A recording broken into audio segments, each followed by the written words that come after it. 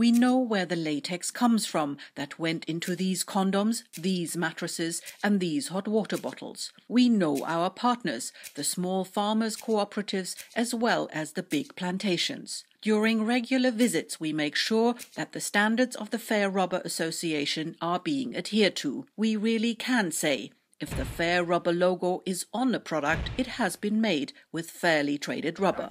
But what exactly does that mean? And what good does the fair trade premium do? We want rubber tappers, plantation workers and small farmers to have a fair share in the supply chain too. Living conditions vary between plantations and countries. But one fact holds true everywhere. The low prices that are paid for natural latex result in low wages and low living standards.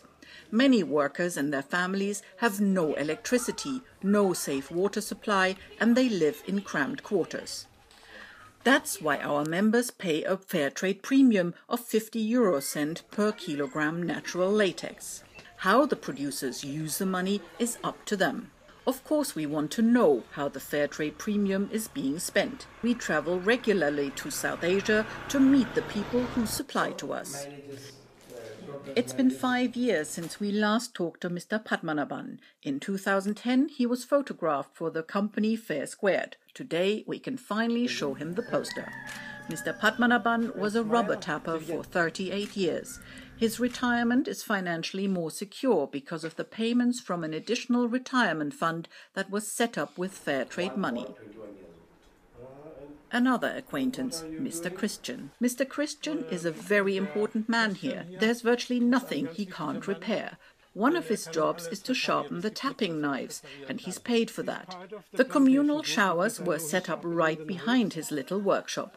Before they were installed, the villagers could only bathe in a nearby brook. The showers are part of the Fair Trade Water Project. 72 families benefit from them. The workers elect a joint body, which then decides what the money should be spent on. Here in New Ambadi, the members of the joint body are discussing how best to use the fair trade premium in order to improve the living and working conditions. This bridge too was financed with fair trade money. Before it was built, those living in the remote parts of the plantation had to do huge detours. During the rainy season, one of the villages was at times completely cut off. Kanagarantnam gets support too. He grew up on the plantation Sapumalkanda and works in the tree nursery there. In his spare time, he runs marathons. He even competes in national races. The Fair Trade Committee granted him money to buy new, lighter running shoes, among other things. Other tappers received funds to help them carry out urgent repairs on their living quarters. This house needed a new roof. The old one had rusted through. On the volleyball court, floodlights were installed and games can now continue into the evening. Gifted students can get stipends and grants or cheap loans are also available for weddings, funerals or in emergencies. The Child Development Center at the Isla Rubber Estate. The nursery school teachers have Montessori training. One of them is Sasikala. Her parents are tappers on the plantation. The nursery got a new kitchen, sanitary facilities and playground equipment.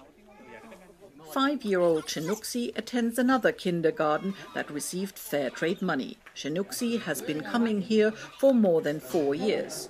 Because of the fair trade premium, there is finally some playground equipment too and clean drinking water. The parents of all these kids work here. They are tappers on the plantations.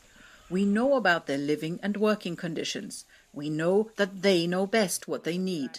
And we know that the fair trade premium is well spent. We are happy for the people in Sri Lanka and India to be part of fair trade. Fair Rubber, make the world a better place. www.fairrubber.org